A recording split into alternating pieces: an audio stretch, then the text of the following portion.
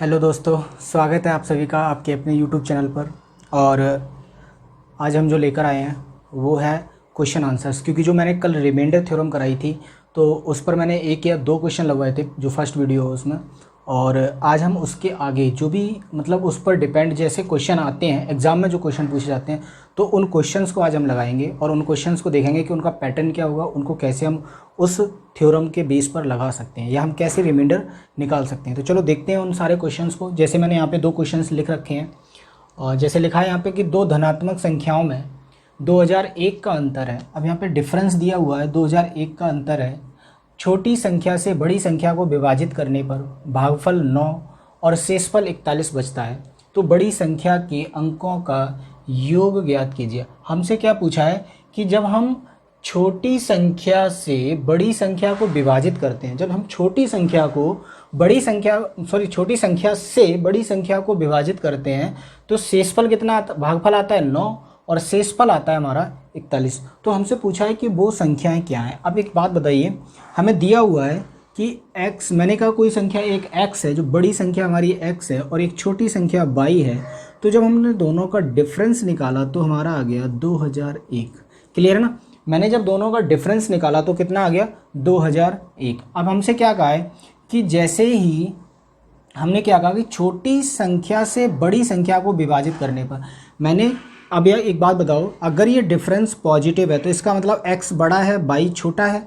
Clear है ना, x बड़ा है y छोटा है, तो इसका मतलब क्या हुआ कि मैंने x को y से विभाजित किया तो भागफल 9 आया और शेषफल क्या आया 41। क्लियर है ना, शेषफल क्या आया 41। तो इसका मतलब क्या हुआ कि जो x है, मैंने रिमाइंडर थ्योरम में कल बताया था कि जो भाज्य होता है हमारा, डिविडेंट होता है x, वो होता है हमारा भागफल गुणा डिवीजर, तो 9 गुणा बाई प्लस शेषफल 41। क्लियर है ना, ये होता है, ये हमें अच्छे से पता है क्योंकि हमारा क्या होता है, डिविडेंट या भाज्य इक्वल होता है भाजक गुणा भागफल प्लस शेषफल।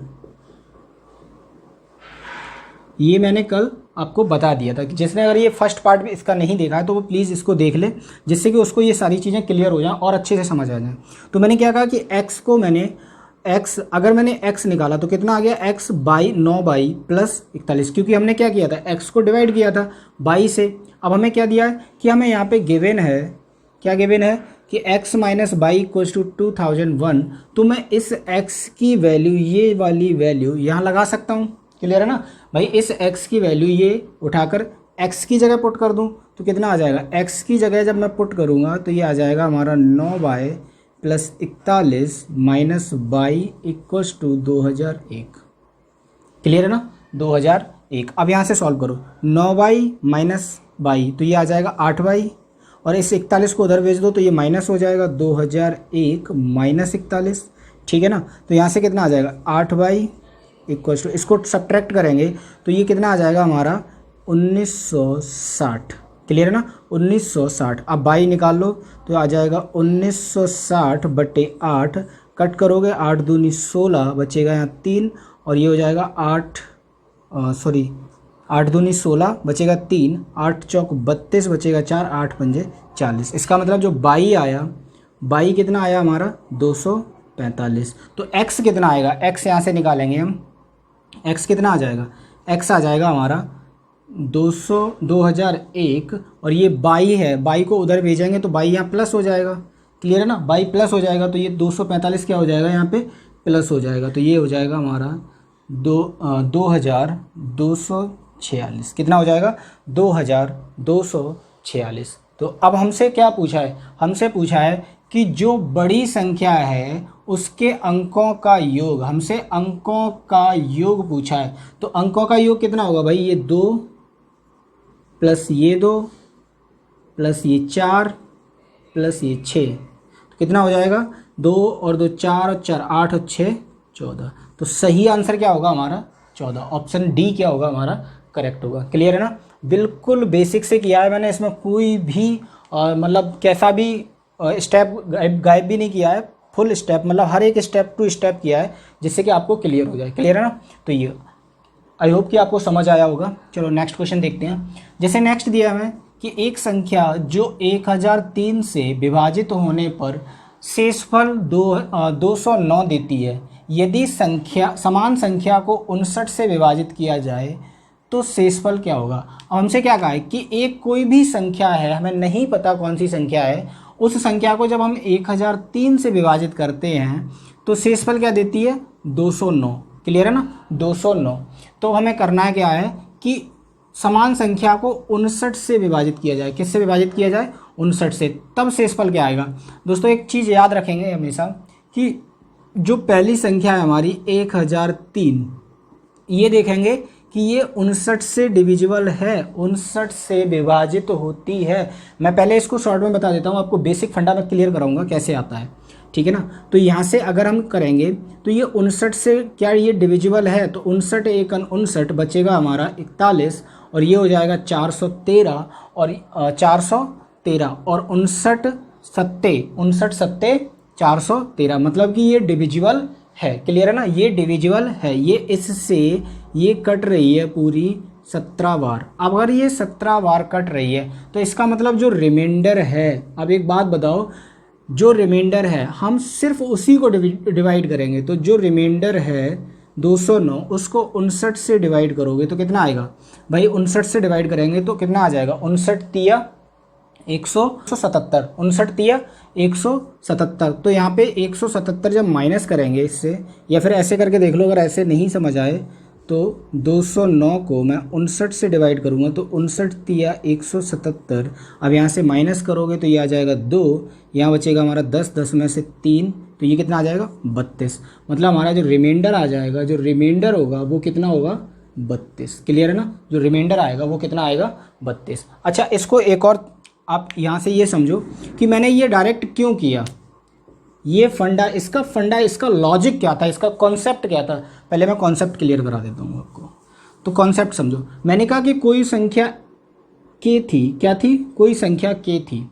क्लियर है ना, इस संख्या को जब मैंने 1003 से विभाजित किया तो शेषफल कितना आया मेरा, शेषफल आया 209। क्लियर है ना, शेषफल क्या आया, 209। मैंने कहा कि इस संख्या को मैंने m टाइम विभाजित किया, कितने टाइम, m टाइम। तो एक बात बताओ कि 1003 गुणा के, सॉरी गुणा m प्लस 209। तो एक बात बताओ मुझे कि ये के बराबर होगी, ये किसके बराबर होगी, के। और अगर ये संख्या पूरी के बराबर है तो इसका मतलब क्या हुआ, जब हम इस संख्या को 1003 से डिवाइड कर रहे हैं तो ये संख्या तो 1003 से कटेगी भाई, क्योंकि ये क्या है, 1003 का मल्टीपल है, 1003 का गुणनखंड है। तो जब ये कटेगी तो इसका मतलब बचेगा क्या, सिर्फ 209। तो हम सिर्फ 209 को ही विभाजित करेंगे, मैंने इसीलिए सिर्फ 209 को विभाजित किया। क्लियर है ना, तो बस यही फंडा था इसका, यही लॉजिक था। चलो इसके बाद नेक्स्ट क्वेश्चन देखते हैं जी दोस्तों। तो नेक्स्ट क्वेश्चन जैसे दिया हुआ है हमारा कि किसी संख्या को 253 से विभाजित करने पर शेषफल 8 प्राप्त होता है, यदि उस संख्या के वर्ग के 7 गुने को, या 7 गुने में 5 जोड़ने पर 23 से विभाजित किया जाए तो शेषफल ज्ञात कीजिए। हमसे क्या कहा है कि कोई संख्या है, उसको 253 से विभाजित किया तो हमारा जो शेषफल आया वो कितना आया, 8 आया। अब हमसे कहा है कि उस संख्या के वर्ग के 7 गुने 7 टाइम्स में 5 जोड़ने पर उसे 23 से विभाजित किया जाए, फिर उसको 23 से विभाजित करते हैं। क्लियर है ना, तो शेषफल ज्ञात कीजिए। अब हमसे क्या कहा कि कोई संख्या है, मान लीजिए के, उसको क्या किया हमने, जब 253 से विभाजित किया तो कितना आया, शेषफल 8 आया। मैंने शेषफल कितना आया, 8। अब एक बात बताओ कि जब इस के को 253 से विभाजित कर रहे होंगे तो इसका एक गुणनखंड 253 होगा। क्लियर है ना, एक गुणनखंड कितना होगा, 253 होगा। ऐसे मत समझो, तो ऐसे समझो कि मैंने कहा कि किसी संख्या को 253 से भाग किया जाता है। जैसे x था, इसको 253 से भाग किया तो शेषफल कितना आया, 8। ऐसे समझो, रिमाइंडर कितना आया हमारा, 8। क्लियर है ना। अब हमसे क्या कहा कि उस संख्या के वर्ग के उस संख्या का क्या किया हमने, वर्ग किया, या ये संख्या थी इसका हमने स्क्वायर किया और इसका क्या किया 7 गुना किया, इसमें कितना किया 5 जोड़ दिया। क्लियर है ना, उसका स्क्वायर किया 7 गुना किया फिर 5 जोड़ा, तो उसको हम 23 से विभाजित करें, किससे 23 से विभाजित करें तो शेषफल क्या आएगा। तो सिंपल करना है कि जो हमें रिमाइंडर दिया था, जो शेषफल दिया था, सेम प्रोसेस जो इसके साथ किया था सेम प्रोसेस उसके साथ करेंगे। तो 8 का स्क्वायर करेंगे, 7 का गुणा 7 टाइम्स प्लस 5 और इसे 23 से विभाजित कर देंगे। क्लियर है ना, 23 से विभाजित कर देंगे। अब यहाँ से करो तो ये कितना आ जाएगा 7 गुणा 64 प्लस 5 और बटे 23। जब इसको करोगे तो ये कितना आ जाएगा भाई 64 सत्ते तो 6 सत्ते 42, 420 और 4 सत्ते 28, तो ये हो जाएगा 420 और 28 448 प्लस 5, ये मैं डायरेक्ट ऐड कर दे रहा हूँ 453 बटे 23। क्लियर है ना, 453 बटे 23। अब हमसे क्या कहा है कि तो शेषफल ज्ञात कीजिए, शेषफल ज्ञात करना है। तो भाई कितना आएगा शेषफल, अब 453 को विभाजित कर दो करोगे तो ये आएगा 453, 23 एकन 23, ठीक है ना, 23 एकन 23, बचा कितना यहाँ पे, बचा हमारा 22 और 200 कितना हो गया 223, और जब इसको डिवाइड करोगे तो ये कितना आ जाएगा 223। इसको कर दो आप, कितने टाइम कर सकते हैं 9 बार कर दो, तो 9 दूनी 18 और 3 9 तिया 27, 18 27 207, तो ये कितना आ जाएगा 207। अब माइनस करोगे 207 तो ये कितना बचेगा हमारा, ये बचेगा हमारा 13 और 3 16, तो रिमाइंडर क्या आ जाएगा, जो रिमाइंडर आ जाएगा रिमाइंडर वो कितना होगा 16। क्लियर है ना, रिमाइंडर कितना हो जाएगा 16। क्लियर, अगर ऐसे नहीं कर पा रहे हो तो आप ऐसे कर सकते हो, 253 को 23 से विभाजित करेंगे तो कितना आएगा, एक बार जाएगा, ये कितना आ जाएगा 2 और ये 3 और 9 बार करेंगे तो 207 आ जाएगा, भाग करेंगे तो शेषफल, और यही क्या होगा हमारा रिमाइंडर। क्लियर है ना, तो जो ऑप्शन ए है वो क्या होगा, करेक्ट होगा। लेकिन इसमें एक चीज़ याद रखने वाली है, वो ये है कि जिस संख्या से हम पहले विभाजित कर रहे थे 253 से, क्या ये इस संख्या से विभाजित हो रहा है जिससे लास्ट में हमसे करवाया है, तो ये चेक जरूर करना है। 253 23 से विभाजित हो रहा है तो चेक कर लो, 23 एकन 23 बचा यहाँ 2, 23 एकन 23 मतलब 11 बार पूरा डिविजिबल हो रहा है, तो इसका मतलब ये पूरा डिविजिबल होगा। क्लियर है ना, चलो नेक्स्ट क्वेश्चन देखते हैं। नेक्स्ट दिया कि यदि किसी संख्या को 129 से भाग दिया जाता है तो शेष 27 बचता है, यदि इस संख्या के 4 गुना को 86 से विभाजित किया जाता है तो शेषफल ज्ञात कीजिए, तो शेषफल ज्ञात कीजिए। अब सेम क्वेश्चन है, इसी की तरह वही प्रोसेस करना है कि मैंने कहा कोई संख्या x है 129 से विभाजित किया, ठीक है ना। अभी मैं इसको थोड़ा और बेसिक में इसी की तरह बता रहा हूँ, फिर मैं इसकी ट्रिक भी बताऊँगा आपको। तो मैंने क्या कहा कि x है 129 से विभाजित किया तो शेषफल कितना आया हमारा 27। क्लियर है ना, अब हमने क्या किया कि इस संख्या का 4 गुना मतलब 4 गुणा x, क्लियर है ना, को 86 से विभाजित किया। अब किससे कर रहे हैं 86 से। क्लियर है ना, अब किससे कर रहे हैं हम 86 से, तो यहाँ पे देखेंगे विभाजित किया जाता है तो शेषफल क्या आएगा, शेषफल क्या आएगा, तो सिंपल 27 का 4 गुना, 27 का 4 गुना और विभाजित करना है हमें 86 से। देखेंगे कि क्या ये 29 जो दिया है वो 86 से विभाजित हो रहा है, नहीं हो रहा है, तब कैसे करेंगे। तो फिर मैंने अभी आपको एक कॉन्सेप्ट समझाया था, करना कुछ नहीं है, प्रोसेस सेम ही है, करना कुछ भी नहीं है, बस ये देखना है कि पहले इसको ऐसे ही समझते हैं, फिर मैं इसका कॉन्सेप्ट बताऊंगा आपको। क्या करना है कि 86 से, अब पहले इसको डिवाइड कर लो, रिमाइंडर निकालो क्या आएगा। तो यहाँ से मैं जब डिवाइड करूँगा तो यहाँ से डिवाइड करने पर कितना आएगा भाई, 4 से कट कर दो, 4 दूनी ये कट नहीं होगा 4 से,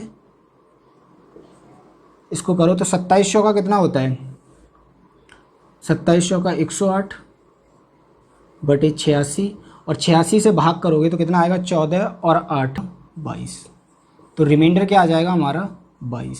रिमाइंडर क्या आएगा 22, ऑप्शन बी। अब देखो मैंने क्या कहा था कि 129 86 से विभाजित हो रहा है, नहीं हो रहा है, तब क्या करेंगे, देखो प्रोसेस सेम, इसके लिए चेक करेंगे। मैंने कहा कि एक संख्या x थी, क्लियर है ना, एक संख्या x थी, तो इस संख्या को जब मैंने 129 से विभाजित किया, इस संख्या को मैंने 129 से विभाजित किया और यहाँ पे कितना हुआ, ये कितना हुआ, ये x टाइम गया या ये k टाइम गया, तो यहाँ पे कितना आया 27। तो इसका मतलब क्या हुआ कि अगर मैं इस x को निकालूं तो मैं कर सकता हूँ 129k प्लस 27।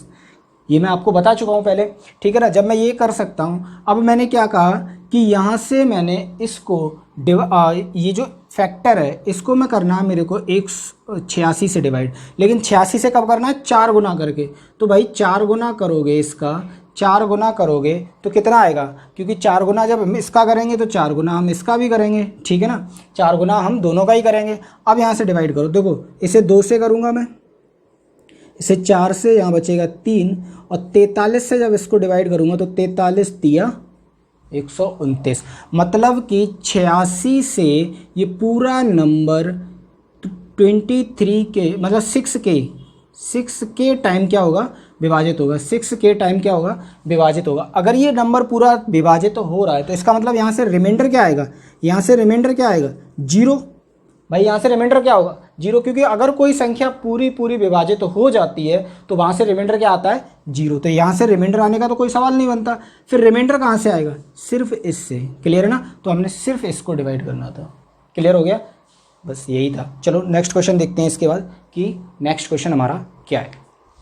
जैसे नेक्स्ट क्वेश्चन दिया है कि किसी संख्या को 21 से विभाजित करने पर शेषफल 13 प्राप्त होता है। यदि उस संख्या के वर्ग के तिगुने को उसी भाजक से विभाजित किया जाता है तो शेषफल ज्ञात कीजिए। तो शेषफल ज्ञात करना है। अब मैंने कहा कि यहाँ पे दिया हुआ है, हमसे एग्जामिनर पूछ रहा है कि किसी संख्या को 21 से विभाजित किया करने पर, ठीक है ना, और शेषफल क्या आता है हमारा, 13 प्राप्त होता है। तो उस संख्या के वर्ग के तिगुने, मैं इस तरह का एक क्वेश्चन करा चुका हूँ आपको, और सेम पैटर्न रहेगा हमारा कि मैंने कहा कि कोई भी संख्या है उसको हमने 21 से विभाजित किया, कोई भी संख्या है 21 से विभाजित किया तो रिमाइंडर क्या आया, 13, क्लियर है ना। तो मैंने कहा कि इस संख्या के वर्ग x², अब हमसे क्या कहा है कि वर्ग के तिगुने मतलब 3 गुने, 3 से गुणा करेंगे अपॉन 21, तो रिमाइंडर क्या आएगा, रिमाइंडर, अब यहाँ पे सेम प्रोसेस, 13 का स्क्वायर गुणा 3 बटे 21, बस प्रोसेस सेम रखना है, प्रोसेस चेंज नहीं करना है, जो हमसे कहा है वही प्रोसेस लेकर चलना है। तो कितना आ जाएगा, ये आ जाएगा 3 × 169 अपॉन 21, क्योंकि 13 का स्क्वायर क्या होता है, 169। ओके, अब यहाँ से क्या करेंगे, इसको कट कर लो, अगर कट करना चाहो 3 सत्ते 21, और इसको डिवाइड करोगे तो 3 से 7 दूनी 14, बचा 2, 7 चौक 28, मतलब बचा 1, रिमाइंडर क्या आ गया हमारा, रिमाइंडर आ गया 1। लेकिन हम देख रहे हैं कि ऑप्शन में 1 भी दिया है, लेकिन रिमाइंडर हमारा ये नहीं होगा, क्लियर है ना, रिमाइंडर हमारा ये नहीं होगा। क्यों नहीं होगा, क्योंकि हमने क्या किया था, हमें 21 से डिवाइड करना था ना कि 7 से, क्लियर है ना, 21 से डिवाइड करना था ना कि 7 से। लेकिन हमने क्या किया कि इसको ब्रेक कर लिया, हमने इसको ब्रेक कर लिया, 3 से डिवाइड किया था, 3 से कट किया था, तो सेम प्रोसेस के इस जो 7 था, 7 से हमने डिवाइड किया था, तो जो 7 था उसको फिर से 3 बनाओ, मतलब 21 बनाओ।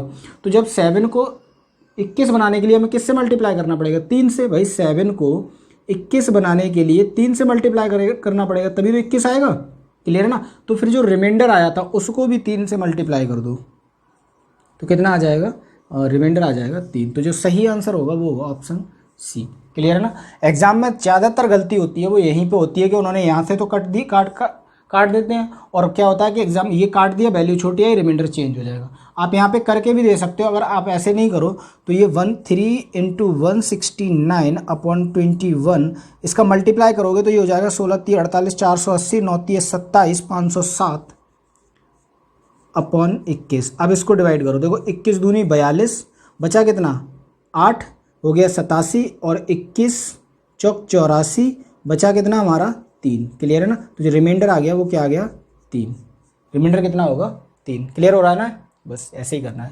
नेक्स्ट क्वेश्चन देखो क्या दिया है कि दो संख्याएं 17 से विभाजित की जाती हैं। दो संख्याएं हैं, अलग अलग हैं, दोनों को 17 से विभाजित होने पर क्रमशः 13 और 11 शेषफल देती है। मतलब कि दो संख्याएं मैंने 17 से विभाजित की तो वो क्रमशः एक तो 13 रिमाइंडर दे रही है, एक 11 रिमाइंडर दे रही है, क्लियर है ना। तो देती है यदि उस संख्या का योग 17 से विभाजित किया जाए तो शेषफल क्या होगा। अब हमसे क्या कहा कि मैंने जैसे कहा कि मैंने एक संख्या x थी उसको 17 से डिवाइड किया तो इसने शेषफल कितना दिया, इसने रिमाइंडर क्या दिया हमें 13, क्लियर। एक संख्या y थी इसको 17 से डिवाइड किया तो इसने रिमाइंडर क्या दिया हमें 11। अब हमसे क्या कहा है कि इन दोनों संख्याओं को ऐड किया जाए x प्लस वाई, ऐड करके 17 से विभाजित किया जाए तो रिमाइंडर क्या आएगा, हमसे ये पूछा है। तब रिमाइंडर क्या आएगा। तो देखो इसको क्या करते हैं, इसका सीधा सीधा कॉन्सेप्ट होता है। पहले मैं कॉन्सेप्ट समझाऊंगा उसके बाद आपको ट्रिक बताऊंगा इसकी कैसे करना है, ठीक है ना। तो देखो हमें करना क्या है, जब इस तरह का क्वेश्चन, कोई सा भी क्वेश्चन पूछा जाए इस तरह का, ये पैटर्न हो, तो आप एक चीज़ याद रखेंगे कि मैंने अगर कोई भी संख्या है, जैसे मैंने कहा कि मैंने 5 से कोई संख्या डिवाइड की, मान लीजिए मैंने 28 ले ली, क्लियर है ना 28, तो 5 से डिवाइड करूँगा, 5 से 5 बार 25, बचेगा कितना 3, क्लियर है ना। मैंने दूसरी संख्या कोई ले ली 32, मैंने फिर 5 से डिवाइड किया, क्योंकि भाई हमारा क्या है जो विभाजित जो भाजक है वो तो सेम है, तो 5 से डिवाइड करेंगे 5 6 30, बचेगा कितना 2, ठीक है ना। अब मैंने क्या कहा कि 28 और 32 को हमने ऐड किया, 28 प्लस 32 को जब ऐड करेंगे तो ये कितना आएगा, ये आएगा हमारा 60। अब मैंने इस 60 को मैंने डिवाइड किया 5 से, तो रिमाइंडर क्या आया भाई 12 बार ये पूरा कट जाएगा, 12 पंजे 60, 60 आ गया, क्लियर। तब रिमाइंडर क्या आएगा 0, रिमाइंडर क्या आ जाएगा 0। अब देखो इसे कैसे करना है, मैंने अगर मैं इसी प्रोसेस में सेम करता कि 3 प्लस 2 माइनस 5, क्लियर है ना, -5, ये मैंने -5 कहाँ से लेकर आया, जिस 5 से मैं डिवाइड कर रहा था, जिस 5 से मैं डिवाइड कर रहा था, क्लियर है ना। तो ये कितना आ जाएगा 5 में से 5 घटाएंगे तो कितना आ जाएगा 0, रिमाइंडर क्या आ जाएगा हमारा 0, क्लियर है ना। अब देखो इसको क्या करना था, अब इसको मैं माइनस कर देता हूँ, ये सब देखो। अब मैं क्या दिया था कि 17 से विभाजित किया जाए तो 13 और 11 शेषफल देती है। यदि उस संख्या का योग 17 से विभाजित किया जाए तो हमें क्या करना था कि जो 13 है प्लस 11 इनको क्या करना था, ऐड करना था, सेम प्रोसेस, और माइनस कर देना था 17। तो कितना आएगा भाई, कितना आएगा, माइनस करोगे तो ये आ जाएगा हमारा 24 माइनस 17 बराबर कितना आ जाएगा 7। ऐसे नहीं करो तो ऐसे कर लो, 13 प्लस 11 को डिवाइड कर दो 17 से तो कितना आ जाएगा 24/17, और माइनस इसको डिवाइड करोगे तो डिवाइड करने पर क्या आएगा। अब देखो शेषफल निकालना है, क्लियर है ना। हम एक चीज़ याद रखेंगे, मैंने पहले भी बताया था कि डिवीजर ऑलवेज ग्रेटर रिमाइंडर, ठीक है ना, ऑलवेज ग्रेटर रिमाइंडर, मतलब जो भाजक होता है वो हमेशा बड़ा होता है शेषफल से। ये बात याद रखेंगे, जब हम ये जोड़ घटाना करेंगे तब हमें ये चीज़ याद रखनी पड़ेगी, क्लियर है ना, ये चीज़ याद रखनी पड़ेगी। तो यहाँ से कितना आ जाएगा भाई, 24 को 17 से डिवाइड करोगे तो 24 को 17 से मैं डिवाइड करूँगा तो 17 एक 17 बचेगा कितना 7, यही क्या हो जाएगा शेष, क्लियर है ना, यही क्या हो जाएगा शेषफल हो जाएगा बस। तो नेक्स्ट क्वेश्चन देखते हैं, इसके बाद इसको साफ कर देता हूँ मैं। तो देखेंगे दोस्तों, जैसे दिया है क्वेश्चन हमारा अगला कि किसी संख्या को एक निश्चित भाजक के द्वारा विभाजित किया जाता है तो शेष 46 होता है। अब शेष क्या बचा हमारा 46, मतलब कोई संख्या थी हमें पता नहीं, भाजक था कोई वो भी नहीं पता, क्योंकि लिखा है कि एक निश्चित भाजक के द्वारा विभाजित किया जाता है, शेष 46 बचता है। हमें रिमाइंडर दिया है फर्स्ट रिमाइंडर, तो जो पहला रिमाइंडर है वो कितना है हमारा 46, और दिया है हमें कि यदि किसी अन्य संख्या को मतलब दूसरी संख्या को उसी भाजक से विभाजित किया जाता है तो वह शेष 31 छोड़ता है। रिमाइंडर 2 दिया है हमें कितना 31, क्लियर है ना। यदि दोनों संख्याओं का योग उसी भाजक से विभाजित किया जाता है तो यह शेष 19 देता है। अब हमने क्या कहा कि जो संख्याएं थी हमारी, मैंने कहा x प्लस वाई, इनको अगर हम डिवीजर से भाग करते हैं तो शेषफल कितना आता है 19, ये हमसे दिया है। तो हमसे क्या पूछा है कि जो हमारा डिवीजर होगा, भाजक होगा, वो भाजक क्या होगा। अब मैंने अभी इस तरह का एक क्वेश्चन कराया था, सेम पैटर्न थोड़ा सा, बस इसमें क्या किया था कि उसमें रिमाइंडर दिया था, दोनों रिमाइंडर दिए थे हमें भाजक दिया था, हमसे तीसरा रिमाइंडर पूछा था, लेकिन हमें क्या दिया, उल्टा कर दिया। भाई हम पहले क्या कर रहे थे, मैंने बताया था कि रिमाइंडर 1 प्लस रिमाइंडर 2 को ऐड करते हैं और हम क्या करते हैं, इससे इसको डिवाइड करते हैं डिवीजर से, तो आ जाता है हमारा रिमाइंडर 3। क्लियर है ना, मैंने यही बताया था। अब यहाँ पे आप एक और काम कर सकते हो, भाई मैं इस रिमाइंडर 3 को, अगर मैं इस रिमाइंडर 3 को, भाई मैंने डी से जब डिवाइड किया इस रिमाइंडर को, तो क्या करता था मैं, डी के एक ऐसे मल्टीपल को देखता था जो यहाँ इसके करीब पहुँच जाए, जो इसके करीब पहुँचा। यही तो करते थे। मैंने जैसे कहा कि 4 से मैंने किसी नंबर 17 को डिवाइड किया, तो मैं करता हूँ 4 चौक 16। क्या किया मैंने, 4 चौक 16, मतलब 4 का मल्टीपल लिया 16 और माइनस किया तो बचा कितना, ये 1। क्लियर है, रिमाइंडर का क्या आ गया, 1। सेम प्रोसेस कि मैं डी का एक ऐसे नंबर से मल्टीप्लाई करूं जो इसके करीब पहुंच जाए और माइनस करूं मैं इतना, या फिर मैं उसमें से जब मैं माइनस करूंगा तो कितना आना चाहिए, R3। तो मैं मतलब कह सकता हूं यहाँ पे कि 46 प्लस 31 में से अगर मैं 19 R3 माइनस कर दूं तो जो बचेगा वो क्या बचेगा, हमारा डिवीजर आएगा। क्या बचेगा, हमारा डिवीजर या भाजक आ जाएगा। तो बस माइनस कर दो यहाँ से इन दोनों को ऐड करके, तो ये कितना हो जाएगा हमारा 77 माइनस 19, और 77 में से 19 घटाओगे तो ये बचेगा हमारा 58। क्या आ जाएगा हमारा 58। तो जो आंसर होगा उसका ये क्या आ जाएगा, रिमाइंडर क्या आ जाएगा 58। रिमाइंडर क्या आ जाएगा 58। क्लियर है ना। नेक्स्ट क्वेश्चन देखते हैं, नेक्स्ट क्या दिया है। यदि किसी संख्या n को 2 अंकों के भाजक, यहाँ पे एक चीज़ याद रखेंगे कि हमें दिया हुआ है 2 अंकों के भाजक d से विभाजित किया जाता है तो वह संख्या 68 बचती है, तो वह शेष 68 बचता है। यदि 5n को d से विभाजित किया जाता है तो शेष के 8 बचता है। d का मान ज्ञात कीजिए। अब हमसे क्या कहा है कि एक संख्या n है, इसको मैंने d से विभाजित किया तो शेषफल कितना बचता है, 68। क्लियर ना। मैंने क्या किया कि n है उसको d से विभाजित किया तो शेषफल बचता है हमारा 68।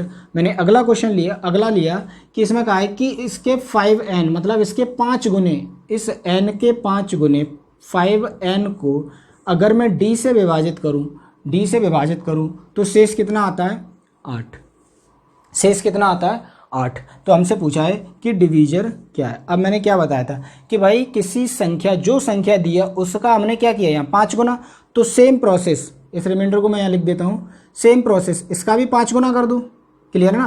तो ये कितना हो जाएगा, 5 गुणा 68, 5 गुणा 68 तो कितना हो जाएगा भाई, इसका मल्टीप्लाई करोगे तो ये हो जाएगा 6 पंजे 30, 8 पंजे 40, 340। क्लियर हो गया, 340। अब हमें करना क्या है, अब मैंने जब इस 340 को d से डिवाइड किया तो रिमाइंडर कितना आया, 8। मतलब क्या हुआ कि भाई मैंने इस नंबर को जो डिवाइड किया था, मैंने इस नंबर को लिखा होगा 332 प्लस 8।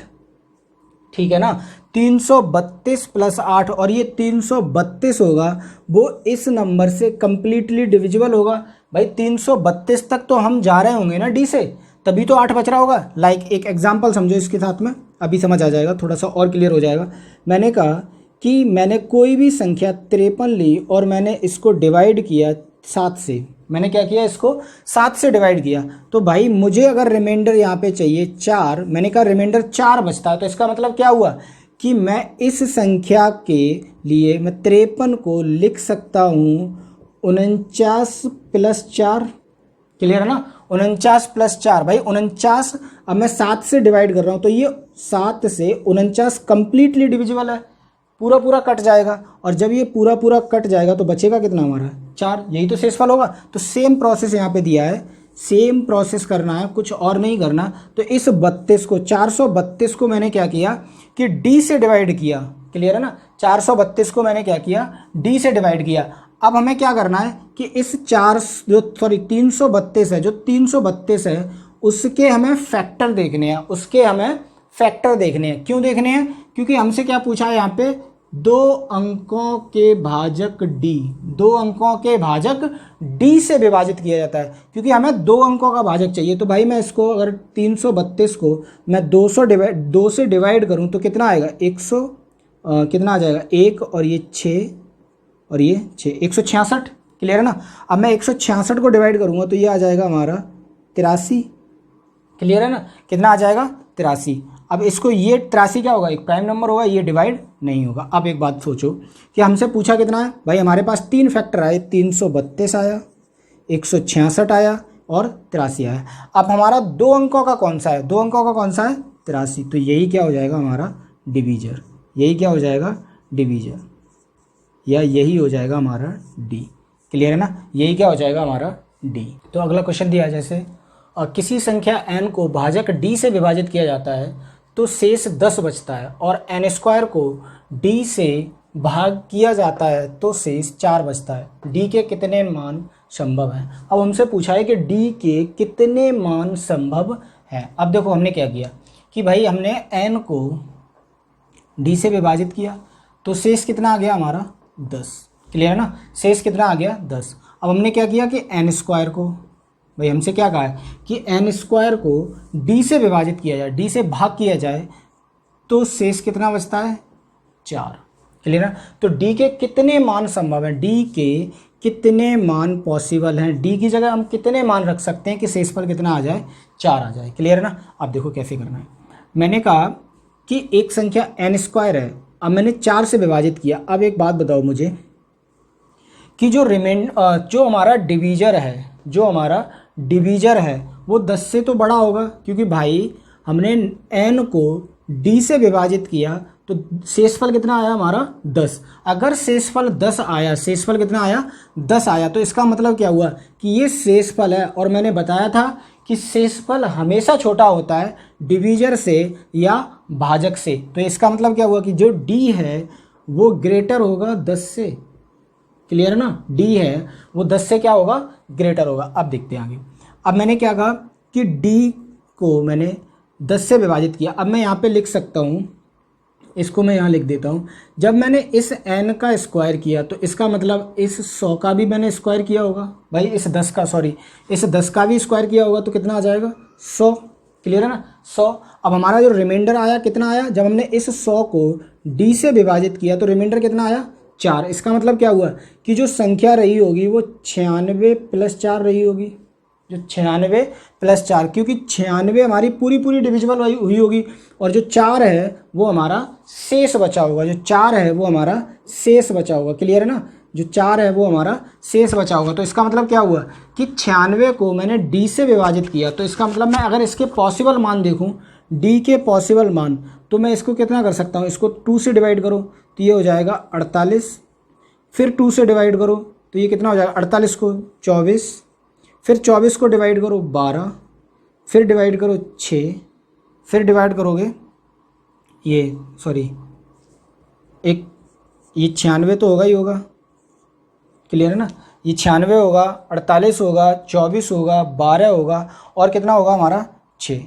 अब देखते हैं कि जो अब हमसे पूछा है कि इसके पॉसिबल मान कितने हैं, इसके पॉसिबल मान कितने हैं। तो हमसे क्या कहा भाई एक बात बताओ, और हमसे मैंने क्या कहा कि जो डिवीजर होगा, जो d की वैल्यू होगी, जो d की वैल्यू होगी वो क्या होगी 10 से बड़ी होगी। तो मतलब हम इस 6 को तो ले ही नहीं सकते, क्लियर है ना, इस 6 को तो हम ले ही नहीं सकते। तो हम किस वैल्यू को ले सकते हैं 96, 48, 24, 12, 96, 48, 24, 12, सिर्फ हम इन 4 संख्याओं को ले सकते हैं। तो जो हमारे पॉसिबल वैल्यू हो जाएंगी वो कितनी हो जाएंगी 4, जो पॉसिबल वैल्यू हो जाएंगी वो कितनी हो जाएंगी 4। जो आंसर होगा हमारा सी ऑप्शन करेक्ट होगा। ओके, तो ये था दोस्तों जो मैंने कल रिमाइंडर थ्योरम कराई थी, उस पर बेस्ड क्वेश्चन थे। और इसी के साथ हम रिमाइंडर थ्योरम का अगला टॉपिक देखते हैं कि अगला टॉपिक क्वेश्चन हमसे कैसे पूछे जाते हैं। थोड़ा सा और स्टेप हाई पे चलते हैं, तो इसको मैं साफ कर देता हूँ।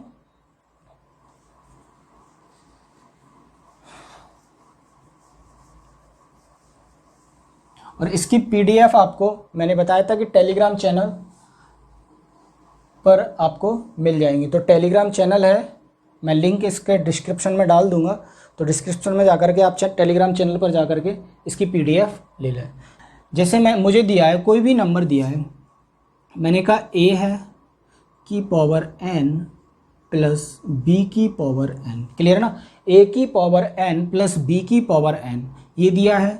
दूसरा दिया है a की पावर n माइनस b की पावर n, क्लियर है ना।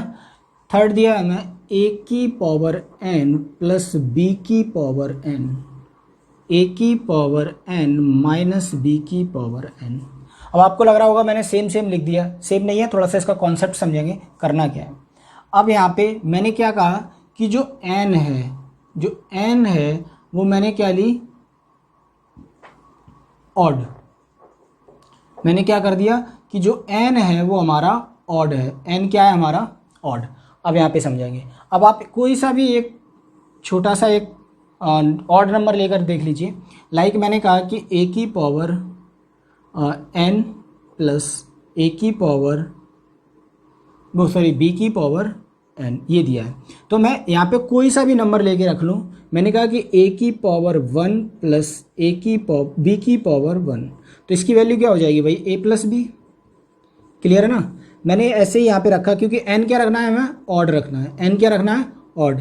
और मैं यहाँ पे कर सकता हूँ a की पावर 3 प्लस b की पावर 3, तो यहाँ पे क्या आ जाएगा, इसकी वैल्यू क्या होती है भाई, ए क्यू प्लस बी क्यू। क्या होता है, ए क्यू प्लस बी क्यू। ए क्यू प्लस बी क्यू होता है हमारा a प्लस बी, ब्रैकेट में होता है हमारा A square minus A B plus B square, यही होता है। ठीक है ना। अब मैंने एक और पावर ली, मैंने यहाँ पे क्या लिया, 1 लिया, फिर 3 लिया, अब मैंने 5 लेकर देखा तो 5 क्या हो जाएगा, a प्लस बी और ब्रैकेट में कुछ समथिंग समथिंग ऐसे ही आएगा। क्लियर है ना, ब्रैकेट में, क्योंकि a प्लस बी। अब यहाँ पे एक चीज़ देखो, हम जैसे ही आगे जाएंगे तो जो a प्लस बी है वो तीनों में हमारा क्या आ रहा है, कॉमन आ रहा है। ठीक है ना, तो आगे भी कॉमन होगा। क्लियर है ना, क्योंकि हम पावर क्या ले रहे हैं, ऑड ले रहे हैं, तो a प्लस बी क्या हो रहा है हमारा, कॉमन हो रहा है। इसका मतलब कि जो डिविजिबिलिटी, इसकी जो शेषफल डिपेंड करेगा वो डिपेंड करेगा इनके फैक्टर पर। किस पर, इनके फैक्टर पर या इनके गुणनखंड पर। क्लियर है ना, इनके गुणनखंड पर क्या करेगा, हमारा जो शेषफल होगा वो डिपेंड करेगा। तो मैंने अगर इसके फैक्टर किए या फैक्टर किए तो कितना आया मेरा, a प्लस बी, जो कॉमन फैक्टर आया। इसका मतलब क्या हुआ कि जो नंबर है हमारा a की पावर n प्लस b की पावर n, अगर n ऑड है तो a प्लस बी से ये पूरा पूरा डिविजिबल होगा, मतलब ये पूरा पूरा विभाजित होगा। भाई एक बात बताओ मुझे कि अगर इसके फैक्टर ये हैं तो मैं, अगर ये फैक्टर हैं इसके, तो मैं a प्लस बी से इसको अगर डिवाइड करूं तो a प्लस बी से a प्लस बी कट जाएगा, मतलब ये नंबर पूरा पूरा कटेगा, क्योंकि ये क्या है, मल्टीप्लिकेशन में है, तो हमारा इतनी बार पूरा पूरा कट जाएगा। क्लियर है ना। तो जब ये पूरा पूरा कटेगा, पूरा पूरा डिवाइड हो जाएगा, तो किस नंबर से होगा, वो होगा a प्लस बी से। क्लियर है ना, a प्लस बी से। अब नेक्स्ट और देखते हैं।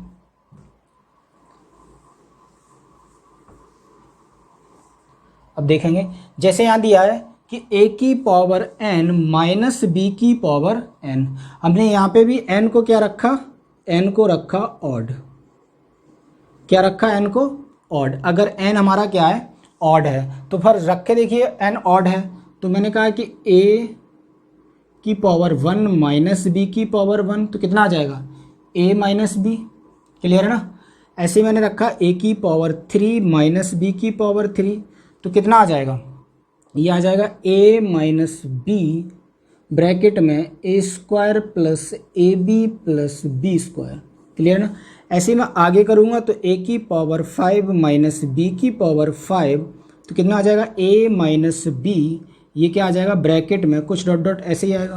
क्लियर है ना। ऐसे सेम प्रोसेस हम आगे बढ़ेंगे, तो ये जो a माइनस बी है वो हर किसी में होगा कॉमन, वो क्या होगा, हर किसी में कॉमन चल रहा होगा। क्लियर है ना, ये हर किसी में होगा, तो इसका मतलब क्या हुआ कि जो a की पावर n माइनस बी की पावर n, अगर ये n दिया है वो ऑड है, विषम संख्या है, इसको लिख लेना, विषम संख्या है, तो इसका मतलब ये पूरा नंबर डिविजिबल होगा a माइनस बी से। किससे होगा, a माइनस बी से, क्योंकि इसका जो एक फैक्टर होगा वो कितना होगा, a माइनस बी। नेक्स्ट देखते हैं हम।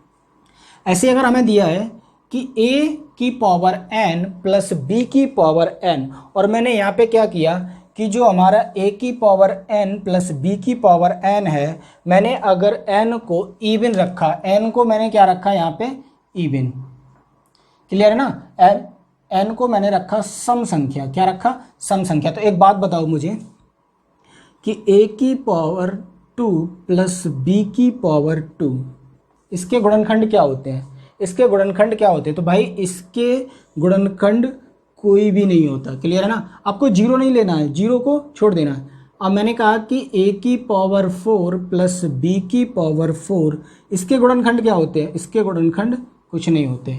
ऐसे मैंने कहा ए की पावर 6 प्लस बी की पावर 6 इसके गुणनखंड क्या होते हैं? इसके भी गुणनखंड कुछ नहीं होते। क्लियर है ना? प्लस वाले नंबर के गुणनखंड नहीं होते। तो इसका मतलब इसके फैक्टर नहीं होते। जब इसके फैक्टर नहीं होते तो इसका मतलब क्या हुआ? इसके गुणनखंड नहीं होते तो इसका मतलब क्या हुआ कि ये डिविजिबल नहीं होगा किसी से, ये डिविजिबल नहीं होगा। और नहीं होगा तो हम इसको लिखेंगे कांट डिटरमाइन, हम इसको डिफाइन नहीं कर सकते। क्लियर है ना? बस छोड़ देंगे।